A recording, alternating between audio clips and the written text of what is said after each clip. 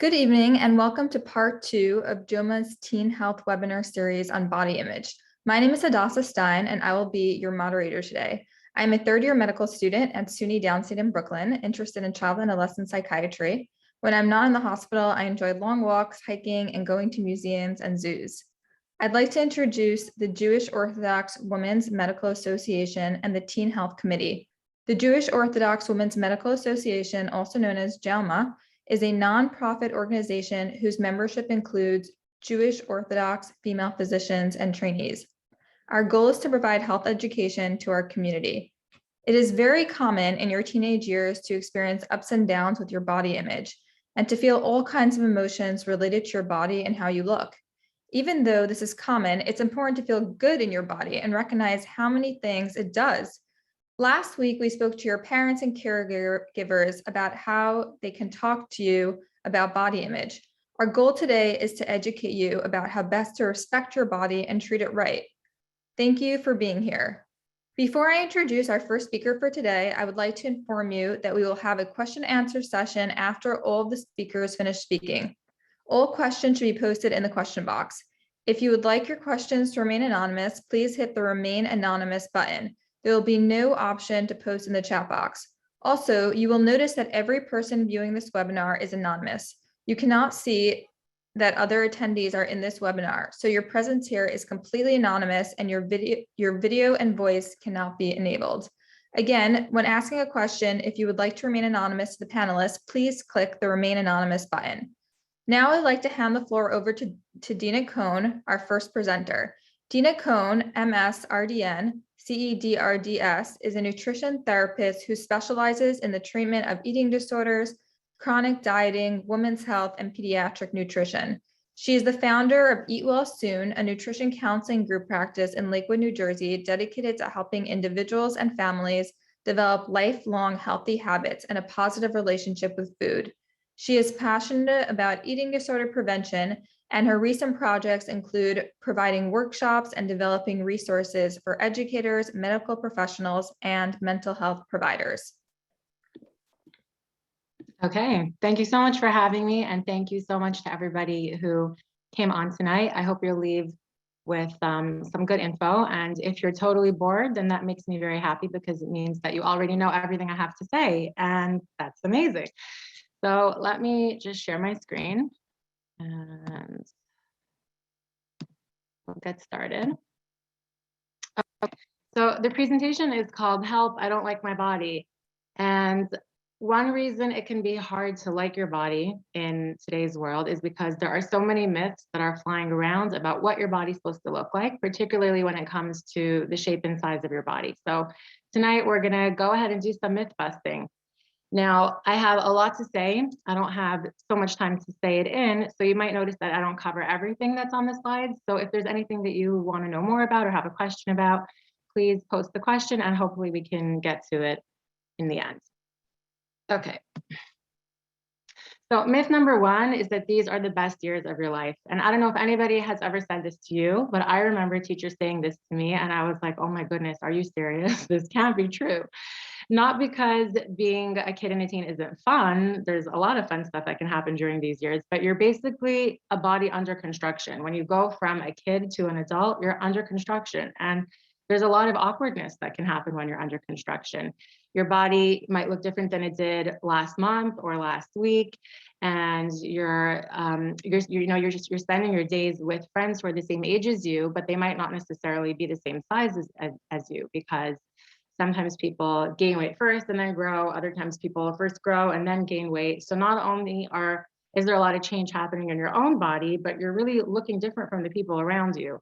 So there can be a lot of awkwardness, insecurity, uncomfortableness when you are kind of, undergoing construction, and it's not always so comfortable. So I'm here to tell you, number one, it totally gets better. And number two, I want to tell you about some things that can hopefully make this time, we can't take away the fact that it is a time of change, but maybe we can make it a little smoother if you have some more info. So myth number two is what my body looks like is my choice, and I just need to try hard enough. And I can't tell you how many times I have people come into my office and they say, Dina, I want to have this body. Tell me how to eat so that I can get this body. And that's really not the way it works. We need to really bust this myth that you get to choose a body. You can choose a knapsack, you can choose a headband, but you can't choose a body. And here's why. So what you see on the screen is called a pediatric growth chart. And when you go to the doctor for your annual appointment, what the doctor will do is they will measure your height and they will measure your weight. So if you take a look at this chart, the line on the bottom goes from age 2 to 20, and that's the line that's measuring age. The lines on the sides, up and down the sides, are measuring height and weight. Now, as you can see, all of the lines go up, because when you're going from a baby body to an adult body, you are supposed to grow in inches every year, and you're also supposed to gain weight every year. So all of the lines are going in an upward direction. Now, what you might notice on this chart is that there are a bunch of lines for height and there are a bunch of lines for weight. So the lines on the bottom of the chart represent weight. The lines on the top of the chart represent height. All of them are going up because, like we said, you are going to gain weight and grow taller every year. So why are there so many lines? There are so many lines because people come in different shapes and sizes, just like some trees are taller than other trees and some are wider and some are thinner. Some people are naturally going to be taller. Some people are naturally going to be thinner. And just like people have more or less height on them, people are genetically supposed to have more or less weight on them. And if you look around your class, you're going to see someone is going to be the shortest in the class, someone's going to be the tallest in the class, and that's the way it's supposed to be. So even though everybody is supposed to gain weight every year, people who come from families where the people are smaller are going to generally gain less weight every year. People who come from a family where the people are bigger, they're going to gain more weight every year. So if you take a look at the chart, you'll see the lines on the bottom of the chart represent the people who gain a little bit of weight each year because they're supposed to be smaller. And the lines at the top show that people who are genetically supposed to be bigger, they're going to gain more weight each year. Now, if you look at what happens in the chart between the ages of about 8 to 14, you'll see that there's a big jump. And that's because during those ages, people tend to gain a lot of weight because they're doing a lot of growing. And this doesn't always happen in this like smooth, glamorous fashion. It can feel a little awkward. Sometimes people gain a bunch of weight and then stretch out, like we said in the beginning. And so during these years, it can kind of feel a little weird, and especially if you're comparing yourself to other people in your class who might be growing at a different rate. But what happens then is that there's like a lot going on in your body. You're basically, what happens when you're gaining weight is that it's not only your size that's changing, but it's also your bones and your organs that are growing to get you into your grown-up body. But the reason I wanted you to see this chart is so that you can see that everybody is supposed to grow taller and gain weight as they get older, but it happens differently for different people. Some people are always going to be bigger because that's what's normal in their family, and actually genes can dictate about 70 to 80% of what your weight is supposed to be. So it's a lot less in your control than the world tells you that it is. A lot of what your body is going to end up like is kind of like it's in your genetic blueprint already. And if you look around at family members, there's a good chance that you're going to end up looking like someone in your family, not just in terms of your hair and your eye color, but also in terms of the shape and size of your body. So we don't get to pick which line we're on. If we're in one of the middle lines, that's kind of average for height and weight. If we're on one of the higher lines, that's the taller or bigger side. And if we're on one of the lower lines, that's going to be the smaller side. We don't get to choose, that's already chosen for us. Now, this chart shows what's called the normal distribution, which means how many people are going to be, let's pick shoe size, for example. So if you look at the bottom of the chart shows us what's normal for any particular trait. So for example, let's say we're talking about shoe size. So if you go to the left side of the chart, that would represent people who have a very small foot, like one of my best friends who's a size 5 shoe. And then if you slide all the way to the other side of the chart, where it's kind of flat on the right side, that would be representing people who have a very big foot, like someone in my family who's the size 11 shoe. On the vertical side of the chart over here, that tells us the number of people. So let's say we can pretend that it says the number 100 on the top left-hand corner of the chart. So out of 100 people, how many people are going to have a size 5 shoe? Not very many. How many people are going to have a size 11 shoe? Not very many. How many people are going to be like 7, 8, 9? Most people, because that's average. And it would work the same way, let's say, for intelligence. How many people, really struggle in school? There are some. How many people barely have to show up to class, like ace every test? There are some, but not very many. Most people, they kind of have to pay attention and do some homework, and then they'll be okay. It works the same way with weight. You'll have very few people who are naturally what we might see in, in an advertisement, who have the body of a model. There are not very many people who are at the opposite extreme and are extremely, extremely large. Most people are going to be kind of average, somewhere in the middle. So what's the problem with this? The problem with this is that when you look at an ad, you're not seeing what represents most people. You're seeing a body that almost nobody has naturally. Now, the reason why people benefit from this, not people like us people, but people who own diet companies and sell diet products, the reason that they get rich off of this is because if you tell people that average is the way to be, you don't have so many customers. But if you tell people everybody should look like 1% of what people look like naturally, then all of a sudden, all these people, they become your customers. So if you tell people that a perfectly average, normal size body is the way to be, then people are generally going to walk around being pretty happy with themselves.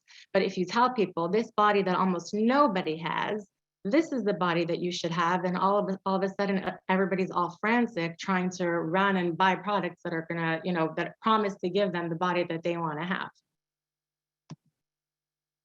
So the third myth is, well, it can't hurt to try a diet, because if the world is telling me that I'm supposed to have a certain kind of body, even if it's not natural for me, even if, think back to the growth chart, even if I'm in the middle of the chart or towards the top of the chart, and that's the way my family is, what if I want to be on the bottom of the chart? What if I want to be what I see in the advertisements? Maybe I should just try a diet and it can't hurt. What could go wrong? So we don't have time to go through this in detail. I just did want to highlight a couple of things here. And that is that your body really doesn't know the difference between you deciding that you want to be smaller and somebody starving in a desert. And what your body does when it thinks that you are trying to take food away from it is it totally freaks out and it sort of kicks into emergency mode. And emergency mode looks like this. If you remember at the beginning of COVID, when all businesses had to close and only the essential businesses were allowed to keep going. So your body kind of does the same thing. It will shut down anything that it feels is not essential. Maintaining, a normal temperature, staying warm, not essential. Getting your period, not essential. It's going to shut down those things that it thinks it doesn't need in order to stay alive. And that works very well at keeping you alive, but it does have these side effects, which are not so awesome. For example, when somebody is not getting a period, it means that your hormones that you need in order to give you a period every month, it means those hormone levels drop. You need those hormones in order to make you have strong bones. And when you're in your 20s, your bones kind of stop getting stronger. So if you're missing your period when you're a teenager, it means that every month that goes by without a period, you're kind of preventing your bones from being stronger, which is a problem. Your bones don't talk to you, so there's no way you could know this. But if you are restricting your calories in order to lose weight and then you lose your period, well, then there's a problem. So there are these harmful side effects of not having enough to eat. But the other thing that your body does is your body's really clever. And when it recognizes that there's not enough food coming in, what it does is like what a phone does when it's running out of battery, it goes into low power mode. And when your body goes into low power mode, it means that it's going to use the calories that you're giving it very, very slowly. It means your metabolism is slowing down. Metabolism slowing down means that even though you're eating less, you're not going to lose weight anymore. So you're giving yourself less to eat, but your body is staying at the same weight, which is very frustrating when you're trying to lose weight. And that's the reason why people generally tend to not do very well on diets long term. Even if they can lose weight in the beginning, eventually it kind of bottoms out.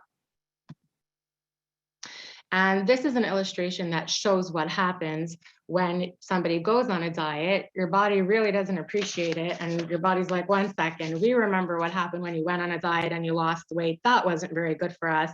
And then when the person starts gaining weight back again, their body's like, we're going to kind of have an insurance policy to make sure this doesn't happen again, because we don't like when weight goes down. That freaks us out.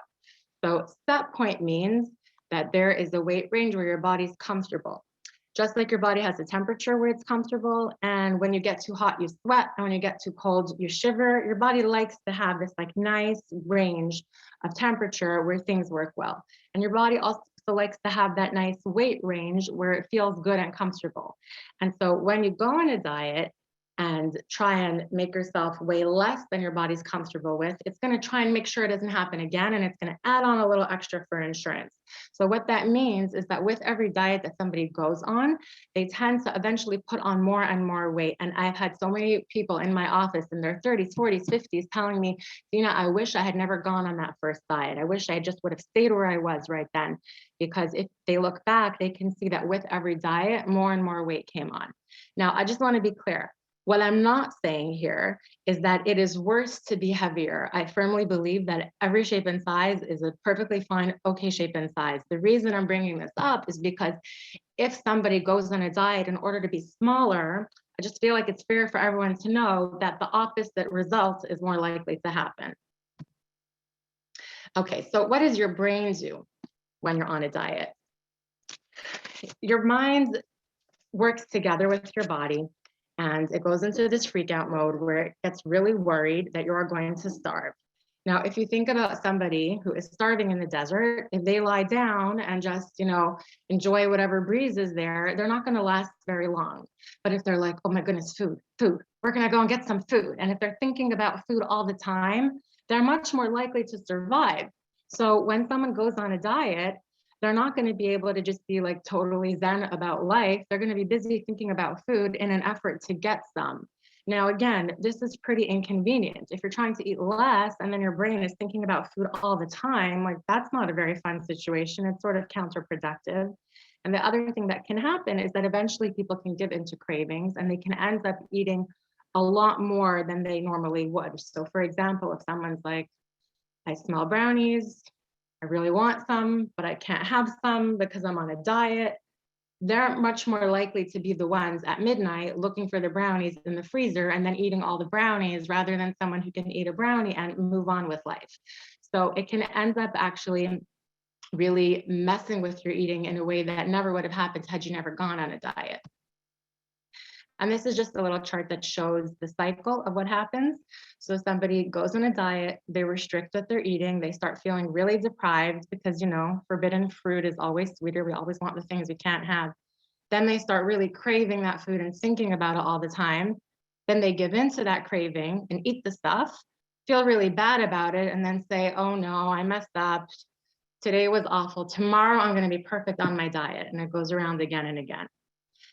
So some statistics that I thought would be good to know is that people, like we said earlier, people who go on a diet, over time, they tend to end up heavier than if they never would have gone on a diet in the first place. And the other thing that can happen is that people can develop an eating disorder. Now, if you know anything about an eating disorder, you might know that it's not just a very strict diet. An eating disorder is actually a severe mental illness. So how does going on a diet cause a mental illness? It might help to think about it like this. Imagine you have a piano, and you can have a piano in the room, and it's a very quiet room as long as no one's playing the piano. But when you have somebody come and press their fingers down on the piano, all of a sudden you start hearing noise. So you can have people who are more vulnerable towards things like anxiety or other mental health issues. But if they're never triggered, meaning if nothing in their life ever happens to sort of get that into motion, they're going to be just fine. What a diet can do for some people is like those fingers pressing on the piano key. It can trigger an eating disorder. And I feel like sometimes eating disorders are thought of as these very glamorous things. It's like, oh my goodness, an eating disorder means it's really easy for someone to be on a diet. It's really not. An eating disorder is a very, very horrible experience. And most people actually who develop an eating disorder are not thin. It's not a glamorous problem to have. Trust me on this one, nobody with an eating disorder is having fun. And there are some things in life, some terrible, really difficult things in life that happen that we're not in control of. They just kind of happen. But an eating disorder is something that we can actually help prevent by not going on a diet, by not encouraging other people to go on a diet. Over here, we have a little leeway. Like we can do stuff to help make sure it doesn't it doesn't happen. Okay, and the last myth for today is that going on a diet is the same as being healthy. And sometimes people are kind of, they kind of wrap their minds around this idea that like, oh, maybe it's not so great to go on a diet, but like, then what? Do we just forget about nutrition? Do we not pay any attention to eating or exercise? So no, that's not what it means. That would be like packing for camp and you're walking around your room with your eyes closed, just like grabbing random things. You do want to pay some attention to make sure that you have what you need. But the good news is that it's actually not that complicated. So the key over here is the word respect. Instead of thinking about your body as something that you have to boss around and babysit all the time, you can think about being in a relationship with your body like you would a good friend. If you want to be a good friend, you want to listen out for what your friend needs. You want to kind of think about what's going to be helpful to her and treat her accordingly. And that's really the way to treat your body. So all types of foods can fit into a healthy lifestyle. It means recognizing that your body needs a bunch of different things to be healthy. And back to, our packing for camp example, what it means is when you're packing, you first want to make sure that you have all the things that you really need. You want to cover your bases, make sure that you have your clothing and your socks and your shoes and your sunscreen and stuff like that. And then whatever extra space you have in your suitcase, you can throw in some accessories. You can put in, headbands, jewelry, whatever fun stuff you want to fit in there. They can all fit in the suitcase. You do want to make sure though and pay attention that you have the stuff you really need. And it works that way with food also. We want to make sure that every day we're having foods that are nutrient dense. That means they have all kinds of stuff in there that does jobs in our body. And then we also want to sprinkle in a little fun because why not? There's room for it. We're also supposed to enjoy life.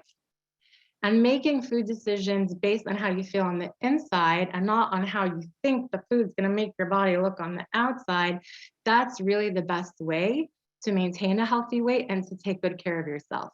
So instead of thinking, okay, so here's my diet, it's on this paper, I need to listen to what it says on this paper and not pay any attention to what my body's saying. So if my diet says, here's what I have for lunch, it doesn't matter if I'm still hungry afterwards. I'm just going to tell my hunger to just settle down because it's not convenient right now.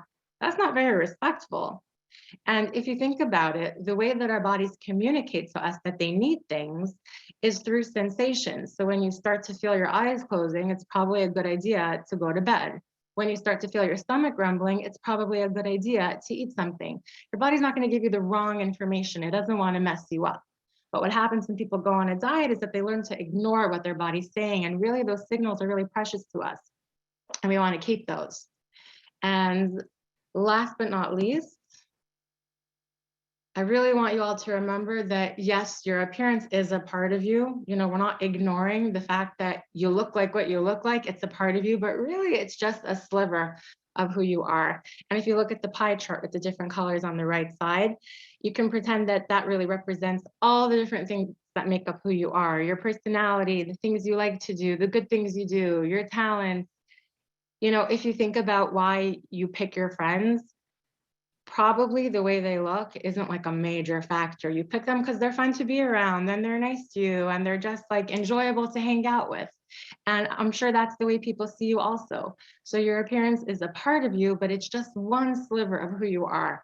And day to day, it's kind of a practical perspective to have, because if you feel like, okay, 99% of who I am is how I look, and you wake up in the morning and you have a huge pimple, so your day is ruined. If what you look like is a part of who you are, you might be annoyed to see that pimple, but it's not going to like kill your day. And last thing I want you to remember is that your body is the paintbrush, and you need to make sure that your paintbrush, works. But whether you have an average looking paintbrush or a pink sparkly paintbrush doesn't really matter, because it's what you do with your life that's the masterpiece. That's the things that are going to make you proud. That's what people are going to remember about you. And that is my piece. That's what I have to say. I just want to put out there, if there are any teachers or medical professionals on tonight. I have a lot of free stuff, handouts, and guides that I'd be happy to share with you. If you want to email me, I'm happy to send those over to you. And thanks for listening. Thank you so much, Ms. Cohn. Next up, we have Rachel Tuckman. Rachel Tuckman is a licensed mental health counselor, or LMHC, with over 10 years of experience. She has worked with many diverse populations, including incarcerated women at Rikers Island Correctional Facility, kids and adults with developmental delays, kids with behavioral issues, overwhelmed parents looking for skills and support, teens struggling with the pressures of adolescence and life in general, and adults going through difficult life circumstances. Rachel is a HAES, which is a health at every size, aligned clinician, and dedicates a lot of her time out of office to educating parents and kids on the importance of body respect and the behaviors that truly honor our health. Currently, she offers services in her Cedarhurst, New York office for kids and teens ages 5 to 18, as well as adults. Rachel also does speaking engagements for schools, synagogues, and various community organizations. Hey, thank you so much.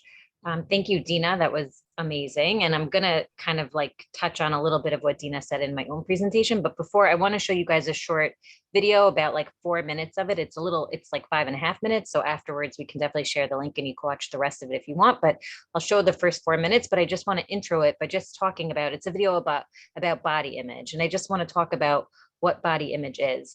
So body image is the mental image that you have of your body. It's your self-perception. It's how you view yourselves and how you think that others see you.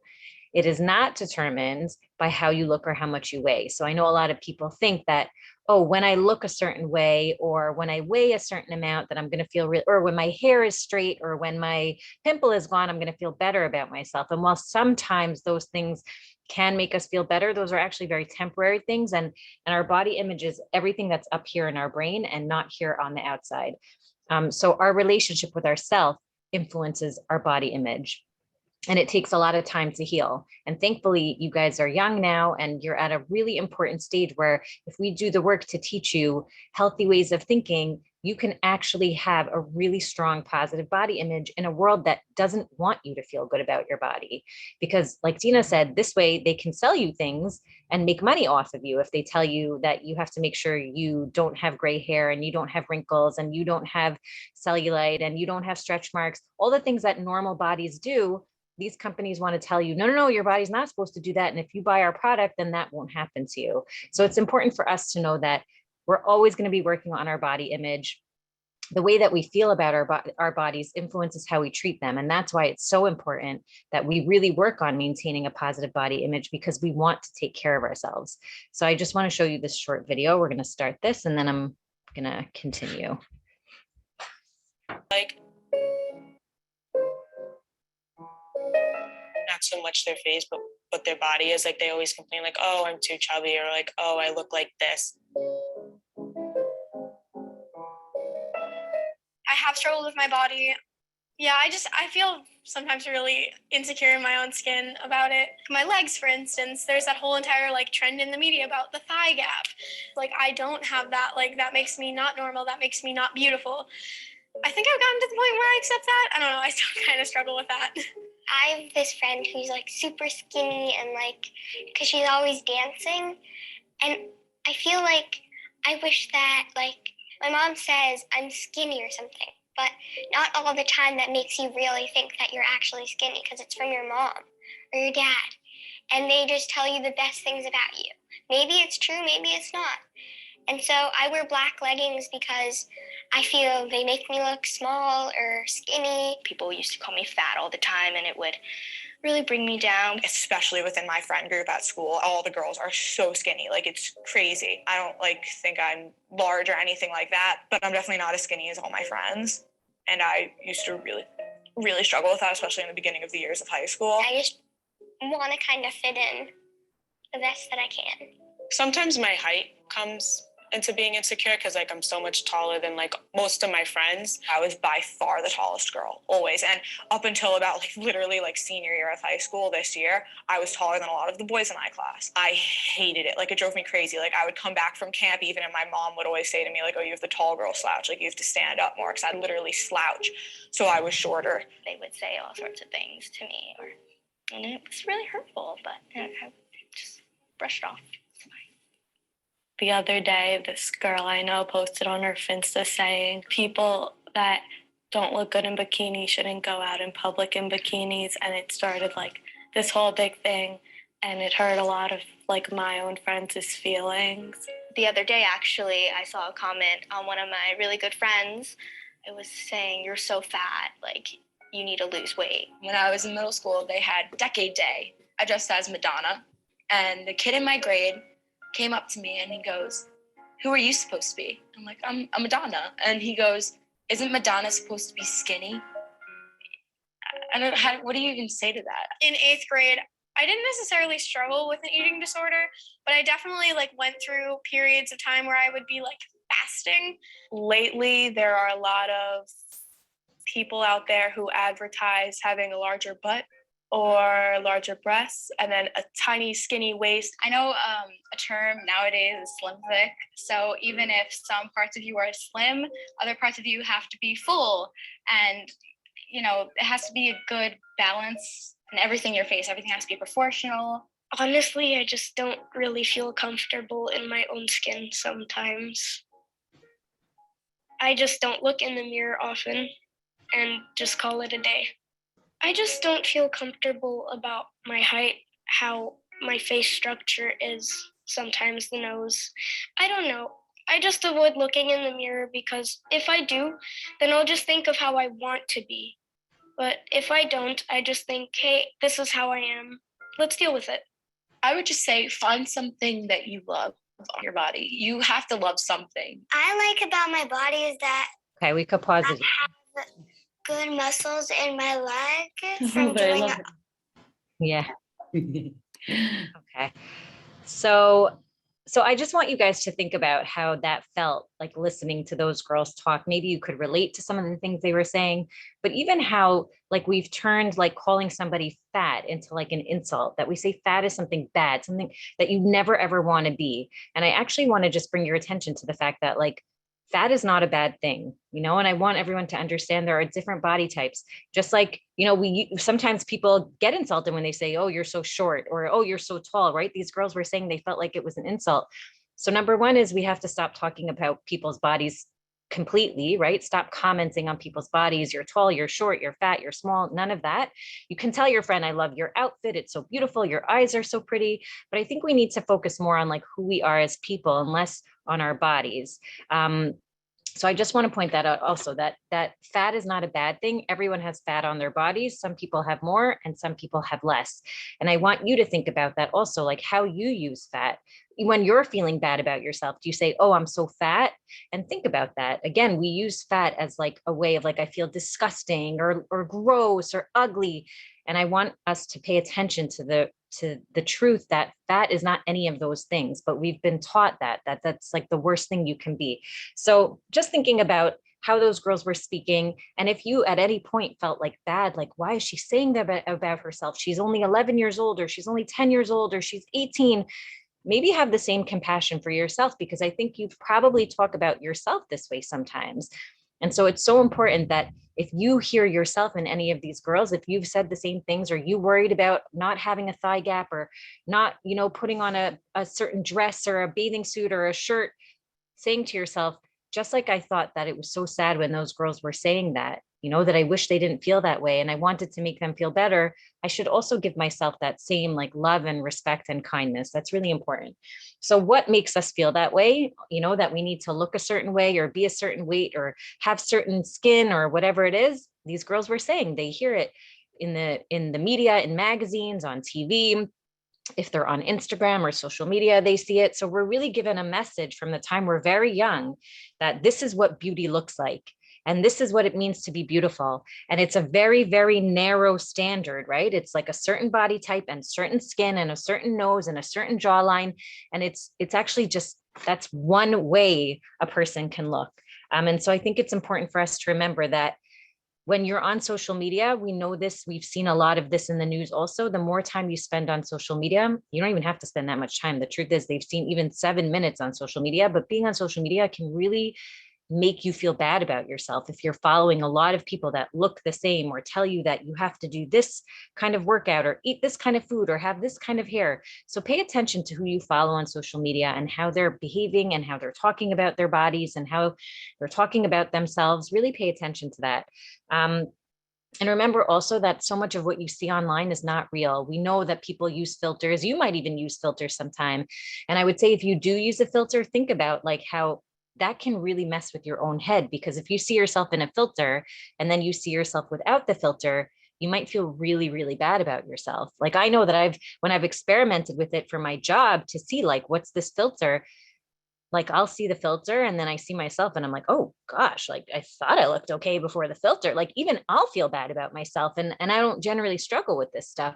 So for you guys, especially when it can feel so hard to fit in and feel like, sometimes you're really wrestling with like feeling good about yourself, filters can be really, really tough and not good for your mental health. So thinking about the fact that filters and airbrushing, right? We know that like when you see someone's face in a picture, like they're taking away the freckles or the wrinkles or the pimple scar or the pimples or the facial hair. Like everybody has these things. They don't all look flawless like that. So just remember, and angling their faces more, their jaws and their nose and their lips, everything looks different because they're airbrushing it. So just remembering that that's what's happening, that's what fashion magazines and fashion pages, they want to do that. They want to make you think that this is the standard of beauty, and then you'll be more likely to buy or want whatever they're selling. Remember, again, like I said, that they want us to feel like we're not good enough, because then they can, capitalize on that. That means that they can get our business. So how do we counteract that? How do we fight back against that? So like I said, I think that we need to be very careful about who we're following online, what we're reading, what we're seeing out there in the world, and even just asking ourselves when you pass by a billboard with a model on it, or you see a magazine in the store, say like, do I think that that's reality? Like, is that how people look? And if you just look around you when you're in the grocery store or when you're walking down the street, you'll see so many different kinds of bodies exist. If you've ever gone to the beach or swimming, there are so many different body types. There's tall, there's short, there's thin, there's bigger bodies, there's muscular, there's so many different body types. So just remember that that's the reality, not what you're seeing in front of you on those pages of, social media or magazines. So we want to focus on, like Dina was saying, respecting your body, right? Caring for it, not changing it. So sometimes we blame our bodies for the meanness of other people. So if I look different, then they would want to be my friend. Or if I lost weight, then they would think I'm pretty. And I want you to remember that our bodies are not the problem. It's the way that we're taught to treat people who look different than what we're supposed to look like. That's the problem. So we want to remember, instead of focusing on changing our bodies, treat our bodies that we have right now with respect. And that means feeding it, getting adequate sleep, doing things that make you feel good in your body. If you love sports, playing sports. If you love swimming, swimming. If you love dance, dancing. If you love playing piano, play piano. If you love hiking and being in nature and going to summer camp and playing soccer, do all those things that make you feel fantastic. Volleyball, whatever it is that you like, do those things. Taking walks with your friends, even. It doesn't have to be sweaty workouts, right? We know that any kind of movement is so good for you. Respect and appreciate the body that you have. And remember that your body is the least important thing about you. Like Dina said, like most of your friends, if you ask them what they like about you, they're not going to be like, she has such a cute little nose and like her chin is so angled. Like, no, they're going to say she's funny and she cares about me and she's loyal. And if anyone speaks badly about me, she stands up for me and she makes me laugh. And she thinks she always knows what snacks I like, when I'm hungry. These are the things that your friends are going to remember about you. So no matter what you look like, you have to remember that you are lovable and you are worthy. And I want you to feel the same way about your friends, that it doesn't matter how they look. It's who they are that really matters to you. So again, why do we focus on respect instead of like, oh, love your body all the time and whatever, right? Because that's something I say also, body positivity is great, but I think body respect is something that we should really, really focus on, right? Because we won't always feel good about our bodies. That's normal, right? Just like you don't wake up in a good mood every day, or your good mood doesn't last all day. It changes, right? It's kind of like a roller coaster. So it doesn't matter how you feel about your body, but you should always respect it, because you don't have to like your body to respect it. So you treat it with dignity all the time. You say, my body deserves to have food, to be fed. Even if I feel like, oh, I feel like I ate so much on Shabbos and my aunt made a comment about my body and I have my cousin's bat mitzvah and I'm nervous about the dress that my mother told me that it's not fitting me. I still deserve to be fed. I still deserve to be treated with respect. I still deserve to wear clothes that feel comfortable on my body. I'm not going to try to squish into a style that I don't like, or I'm not going to try to put something on just to fit in with other people. My body deserves to move comfortably, and my body deserves to be respected properly from the people around me also, which means I have to give consent for people to put their arm on me or to touch me. I have to have boundaries for my body also, very important. So remember, stop bashing your body. It doesn't help. Those things that some of the girls were saying, I don't like my nose. I hate this about myself. I feel like my body isn't good because I don't have that. Let's give ourselves a little bit more kindness and compassion. Respect body diversity, right? Like I said, everybody has a different body, yours too. And saying that's okay. We're supposed to look different. We're not all the same. Do nice things for your body. Like I said, do the things you enjoy, have the foods that you love, go out for ice cream, go to the beach, do the things that make you feel happy to be alive. And remember that your body is, I love this quote. It's from a book that I read called By Beauty Redefined. And it says, your body is an instrument, not an ornament, right? It's not something for people to look at and like, go like, oh my gosh, it's so amazing and beautiful. It is an instrument. That means it's here to help you do things, to help you live your life and do important things and bring good things to people's lives. And maybe one day you have these grand ideas of how you want to change the world, and maybe you will. And that's why I want you to focus on how you are feeling and what you want to do with your life instead of how you're looking all the time. And that doesn't mean, by the way, that you shouldn't care about how you look and that you shouldn't brush your hair or brush your teeth or wash your face. Of course you should do all these things, but those things have nothing to do with trying to be beautiful. It's just self-respect and self-care. So instead, I want you to focus on, again, eating for well-being, life-enhancing movement, like I said, sports, dance, whatever you love, body respect, right? What your body can do rather than what it looks like. And remembering that you are so much more than your body. And the things that are amazing about you have nothing to do with how you look. And again, think about that for your friends. If your friends ask you, what do you like about me? You would tell them all these character traits that you love about them. So do the same for yourself. What do I love about myself that has nothing to do with how I look?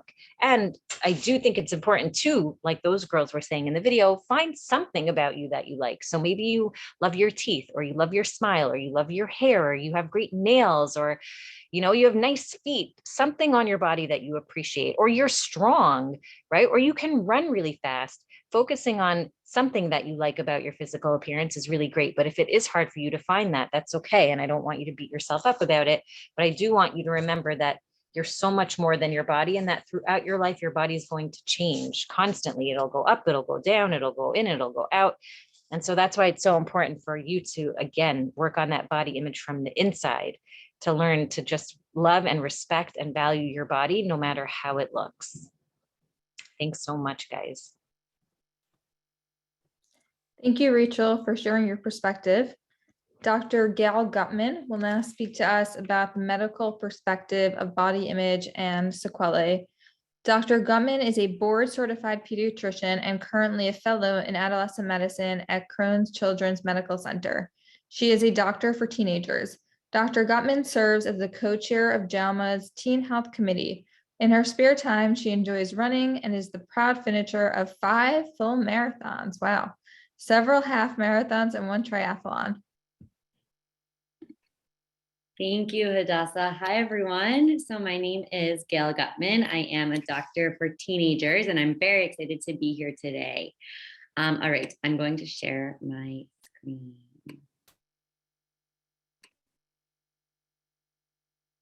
Can you guys see? Yeah, okay,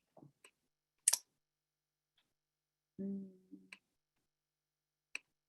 Okay. Yeah.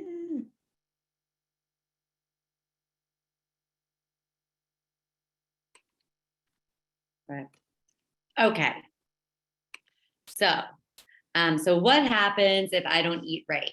So first of all, what do I want to talk to you guys about today? I want to talk to you, I'm going to teach you what happens to your body when you maybe start cutting out food groups or start having other restrictive parts of your eating.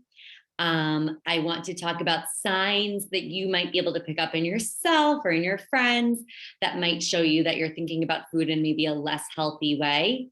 This is not a comprehensive review, right? And I'm not replacing a doctor, so I'm just talking to you. So I want that to be very clear. This is not a substitute for a doctor for medical advice. Okay, so first of all, so what are the awesome things that your body does? This is a picture of an advertisement for the Chai Lifeline Marathon in Jerusalem that's coming up next month. And I just want to take a minute to think about all the awesome things that your body does. So it runs, it can lift things, right? Like you can carry heavy boxes. It takes you from place to place. You can walk it. And then it does a lot of things internally also, right? It helps you digest food. It helps your heart beats and sends blood to the rest of your body. Your kidneys filter out your blood. Your brain tells you how to think. Your body is really like an extremely amazing thing. And kind of like what Rachel and Dina have said, we should only be respecting it and caring about it and treating it like that. So I titled my talk, what could happen if I don't eat quote unquote right? But the thing is that there actually is no right or wrong. So it's kind of neither here nor there. So there is no such thing as a right way to eat. There's no such thing as a wrong way to eat. All the foods on this screen and any food that you could think of have a place for you to eat them. And there might be times when it's not the best thing for you to eat, right? So if you are going out for ice cream with your friends and you're really enjoying it, then ice cream is an excellent thing to eat. And if you feel like you're really sick of eating salad and vegetables might not at that time be a really good thing for you to eat. But alternatively, if you, for some reason, are feeling really like you have a little stomach ache from maybe you had a lot of ice cream, and then eating that second serving of ice cream might not be the best thing for you to eat. So what I'm trying to say is that there is no right or wrong. There's always a place for every food. But what is wrong is restricting what you're eating. So that's what I mean by not eating quote unquote right. And that's what I mean by unhealthy is restriction in your diet. So how do you know if you're eating quote unquote unhealthy? So it could be, like I said, it's all related to restriction generally. So it could be cutting out food groups. So for example, someone posted they wanted to say don't cut out gluten. If a doctor tells you that you should be cutting out gluten, then you should. But generally speaking, most people don't need to. So cutting out gluten, maybe becoming a vegetarian or a vegan, this can be an awesome thing to do, but it actually can be really restrictive. So instead of saying, you know what, I'm going to be a vegan or I'm going to be a vegetarian, you could say, I want to focus on plant-based foods, but I still want to eat everything that I'm eating before because I'm not cutting out anything indefinitely. It might be that you're changing your taste. So it could, if you notice that maybe something that you loved your whole life, like, anything, peanut butter, let's say that's a common one. And all of a sudden you're feeling like, I don't like peanut butter anymore.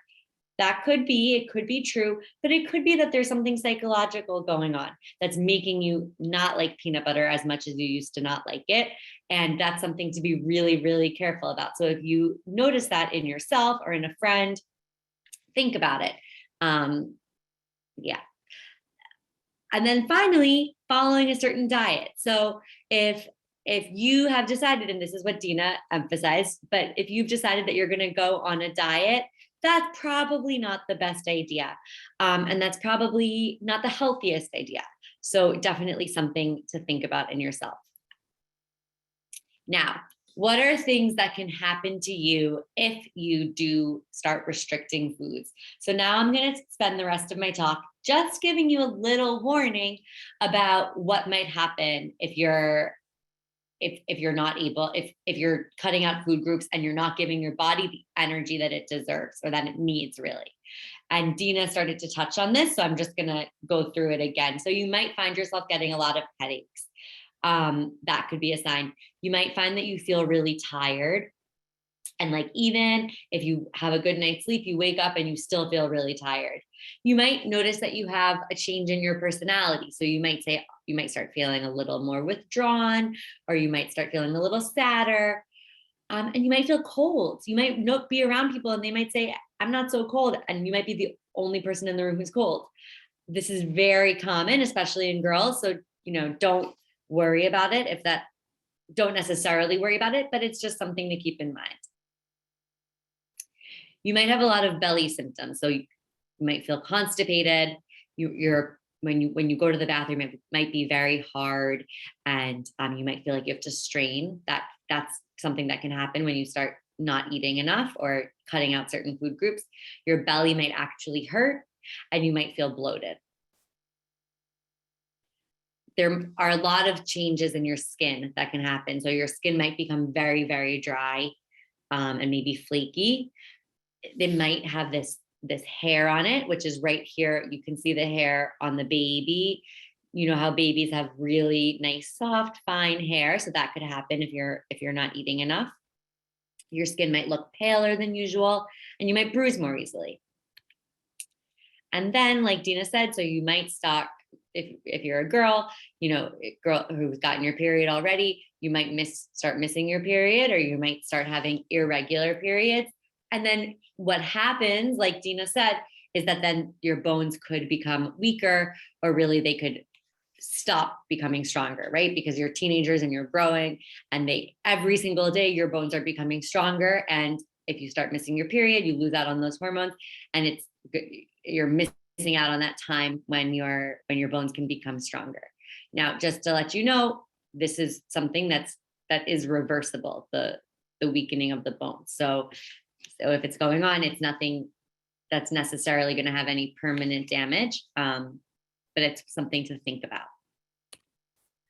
So we just gave you this presentation. We talked to you about body image and about what might happen if you start cutting out food groups. I really, really hope that this sent you in a good, positive direction, and now you're feeling good. But it is also possible that you might feel like at the end of this that you need help, and that you're feeling a little bit like, well, I have been cutting out food groups. So what do you do if that's the case? So you should find an adult or a trusted, it could be a parent or a relative or a teacher or one of us. You can post anonymously, and you can email our teenhealth@joma.org, and we will, and you can get resources for this challenging moment. I hope that made sense, and I'm gonna end my presentation now. Oh, so I have to stop sharing my screen. Thank you so much, Dr. Gutman. I'd like to open the floor to questions now. We have a couple of questions. Any panelists want to grab them? Yeah, I can take the first one. What should I say to my friend who always complains to me that she's so fat? So I think a lot of people, our natural reactions would be to say, oh my gosh, you're not fat, you look amazing, you're beautiful. But what happens when we say that is that we're actually implying that if she really was fat, that wouldn't be amazing, or that she wouldn't be beautiful. And that plays right into diet culture, what the world is telling us, that in order to be beautiful or look good, you need to be really thin. So even though it sounds like it would be a good, reassuring answer, it's actually not the best answer. I think a better answer might be that I'm sorry that you're feeling lousy about your body right now, but I think you're great however you are, and I'm so glad you're my friend.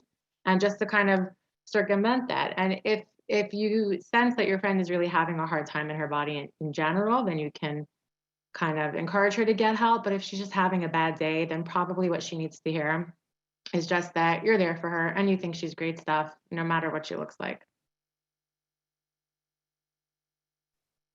Okay, I would like to answer the someone put a question here. My mother likes to watch what I eat. How do I tell her very nicely that it doesn't make me feel good? So assuming that you have the kind of relationship with your mom that you can have like open discussions, I would say that you could go to your mom and say, Mommy, I know you care so much about me, and I appreciate that you care about me, but it hurts my feelings when you talk about what I eat or you tell me what to eat or what not to eat. And I would love if you would just trust me to know how to take care of my body. If you don't feel like you can go and talk to her, either you can like write a letter to her, or if you have a phone and you have texting, you can text your mom the same thing.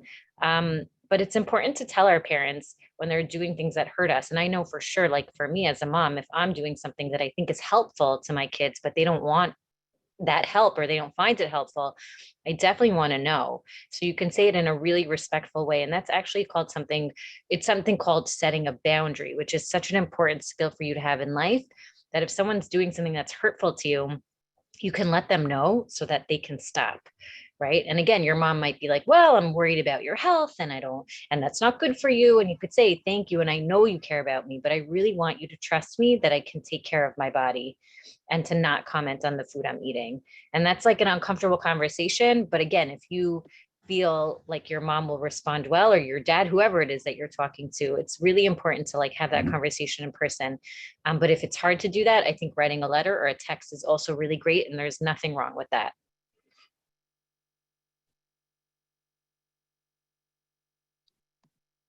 All right, I'm going to answer. So what if I just find some food groups to be gross and maybe I seem picky, but I don't like certain tastes? So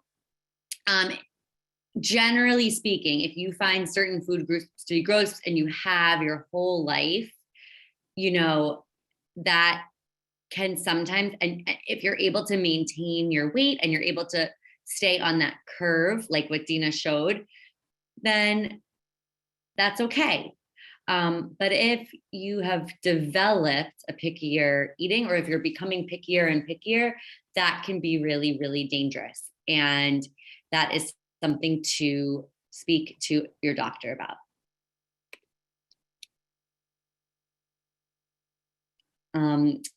Dina, how do you feel about answering this one about not being able to share clothes with friends? So I'm going to send that one to Rachel. I have a couple Okay. of other ones I want to answer, Perfect. and I don't want to steal the show over here.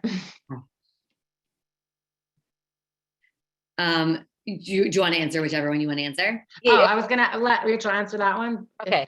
Okay. Yeah. So just when you get upset that you can't share clothes with your friends. So I honestly, this might not be like the greatest answer. It might not be what you want to hear, but I think it's okay to just like feel sad about that if it does feel sad for you. But I would also say, like, if you can't share like shoes with your friends, like, does that make you as upset? Or are you kind of like, well, yeah, I'm a size 9 and she's a size 9.5, or she's a size 10, right? Sometimes we put a lot more like emphasis and shame on like not being the same size as our friends, but like we're okay with the fact that like we're taller or our shoe size is different. So I would say, do you think it's possible to just view it maybe as the same way as like a shoe size? Like, we're just built differently. That's it. Or like if she gives you her gloves and they're too small, are you like upset that like your fingers are longer than hers? Like maybe you're proud of your long fingers because you play piano. So again, we're like taught, well, if we can't fit into that smaller size, or we can't, then like there's something wrong with us. And I always say, it's actually, there's nothing wrong with you. There's something wrong with the clothes. If we don't have clothes that can fit our bigger bodies, like, it doesn't mean you have to change your body to fit into the clothes. It means you have to find something that fits you. So I would say two things, right? So obviously it's validate how you're feeling, and it's okay to feel sad. And I don't want you to be like, oh, forget it, and I shouldn't worry about it. You can feel bad. But then again, taking a step back and asking yourself, like, would I feel this bad about shoes or something, a hairband or a jacket, something else that like it wouldn't bother you as much. And just give yourself like a lot of compassion. And again, ask yourself, what do I believe about my not being able to fit into these clothes? Do I believe that I'm supposed to? If I tried to put on my 5-year-old sister's shirt, I wouldn't fit into it. Would I feel bad about that? No, because we're so different. same thing with your friend. Your bodies are so different and there's nothing wrong with that. But we have a lot of undoing here because again, we keep hearing these messages that like, we're supposed to look like everyone's supposed to look the same. And if we don't, that's a terrible thing. So just a lot of compassion for yourself. Okay, so I'll answer the one about if I'm really overweight, should I go on a diet? And I just want to talk about that word overweight because over what weight are we talking about? Over the weight that you think you should be, that your mother thinks you should be. And if you go back in your mind to the growth chart that we showed you, people naturally come in many different shapes and sizes. So if somebody is annoyed that they're on the higher end and they've always been on the higher end, really that's a healthy weight for them and they're not overweight. Maybe they're over their friend's weight, but they're not over the weight that their body is supposed to be. So no, they should not go on a diet. Their body's just going to fight back to keep them at that weight and it's not going to end well. Now, one of the reasons why doctors actually chart your height and your weight every year is because they want to make sure that you're growing along the curve that's natural for you. And when somebody is jumping up on the growth chart and they're going above the curve that's natural for them, sometimes that can be a symptom of a problem. Sometimes they are actually going over the weight that's healthy for them. And then what we want to do is we want to be detectives, the same way that we would if somebody would be dropping below what we would expect their normal growth to be. So if somebody is getting bigger than would be natural for them, or if someone is failing to grow or is losing weight, then the doctors have to investigate and we have to see, is there a medical problem here that's affecting their weight? Or is there something behavioral going on? Is someone really anxious and not able to eat normally anymore and then their weight's dropping? Or maybe somebody is having a difficult time managing their emotions and they're eating to help them out with their feelings. So if we just slap a diet on someone, number one, like we talked about, dieting generally doesn't accomplish what we think it should accomplish. But number two, we might really be ignoring a very big problem. So if somebody is actually genuinely over the weight that's healthy for them, then we want to do some problem solving. We don't just want to slap a diet on them. Okay, so I'm going to answer, thank you, Dina. I'm going to answer these two questions that kind of hinge on that. So how do you answer the question of the obesity epidemic and are there health repercussions? And then similarly, somebody said, so what about when doctors or loved ones say to lose weight for health reasons? Isn't that legitimate? So great questions. So what Dina kind of just mentioned is the idea that when you're looking at that growth chart that she showed, sometimes you might be going up and, trailing up on it. And that could be the sign of a bigger problem. A lot of what the obesity epidemic in quotes refers to the fact that people are now generally, they weigh more, right? And that what they weigh, we consider in the medical world, we call that obese. Now, that's a word, right? Obese. Does that mean that there's a health repercussion? Not necessarily. Sometimes somebody might have a health issue, such as, let's say, high blood pressure, that studies might show in adults could be helped if that person loses weight. But that's a specific thing for that person, right? So if your doctor is telling you that you might lose weight, first of all, you can always feel free to challenge and to say, but why? What about me needs to lose weight? But if there's a real reason, and there might be, then that's a conversation to have with your doctor on a very individual level. So I hope that makes sense. So if a loved one, on the other hand, says to lose weight, that might not be legitimate. It might be, but it probably, people who are your loved ones, they shouldn't really have such a role in telling you what to do with your body, right? So that's just something to keep in mind.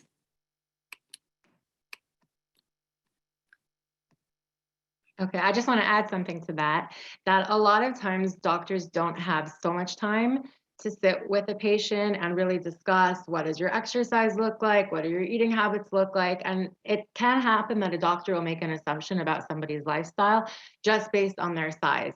So in the example that Dr. Gutman gave, let's say about cardiac health or something. So if a doctor's really short on time, they might just say, oh, lose weight and that'll help things. But what's interesting to pay attention to is that sometimes when people start paying more attention to what they're eating because they want to lose weight, a lot of times they will do things that are actually better for them. They'll make time to walk more or eat more fruits and vegetables, and those behaviors actually can be what's helping their heart health.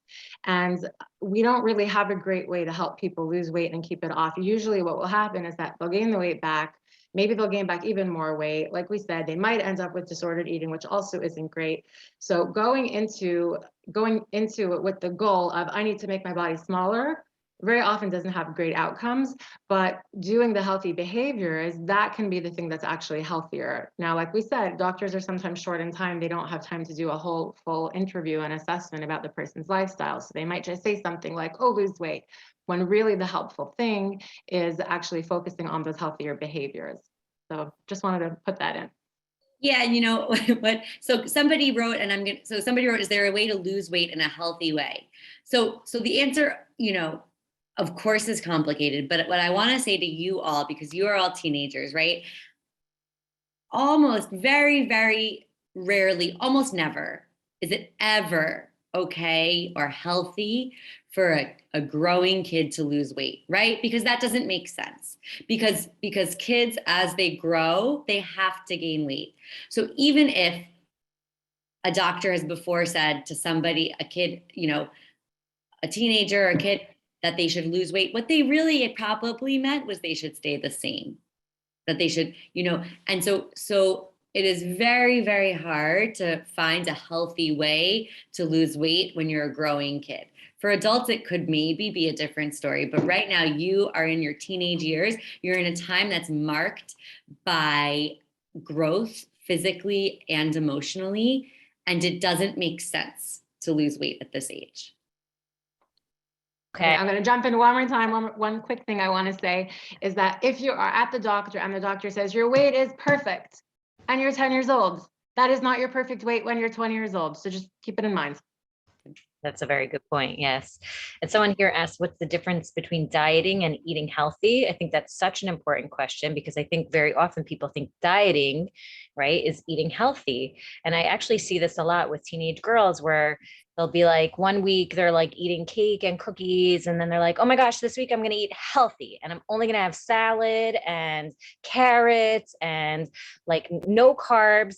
So dieting is when we're eating in a way that's restrictive, which means that we're not letting ourselves have certain foods and we're telling ourselves that some food is good and some food is bad. And maybe even we're exercising in a way to work off our food, or we're hungry, but we're not letting ourselves eat more because we think we're eating too much and that's going to make us fat or make us gain weight. Eating healthy is having a varied diet, which like Dina and Dr. Gutman they had those images of like pizza and salads and fruits and veggies and pancakes. That is what a healthy diet is. A healthy diet is a combination of eating all different kinds of foods, but foods that also make you feel good, like up here in your head, right? We know that if you're eating a healthy food like a salad and you feel really sad and depressed, it's actually not doing anything good for your health, right? So a lot of the health of our food actually has to do with how we're feeling when we're eating. So if we're stressed, or we're depressed, or we're anxious, or we're starving, or whatever, and we know that we want to eat more, but we're feeling so guilty and ashamed, then we're actually not doing anything good for our health, and we're not eating in a healthy way. So eating in a healthy way is a combination of what you're eating, the nutrients in the food that you're eating, but also how you're feeling when you're eating. Do you feel happy? Do you feel safe? Do you like the people that you're around? Is someone making you feel bad for what you're eating? Do you feel like you're eating this and you don't really want to and it's disgusting, but you're terrified of gaining weight? That's what eating healthy is. It's not about a certain food. It's about the big picture. It's about the food. It's about how we feel. It's about, again, am I eating this and I don't really want to, or am I eating this and I'm really enjoying it without guilt and without any kind of like judgment around it? So that's what eating healthy is. It's not about the food itself. It's really, as a mental health person, it's about how we're feeling when we're eating.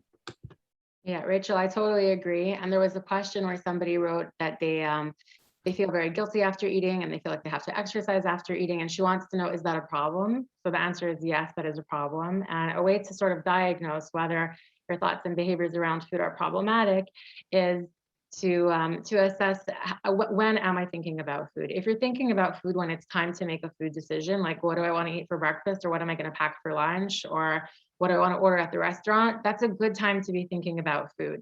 When you're thinking a lot about food in between meals and snacks, when you're spending a lot of time regretting what you ate, feeling guilty, agonizing about it, thinking about how do I undo what I ate, that's a problem. And to the person who asked that question, yes, I would encourage you to get help.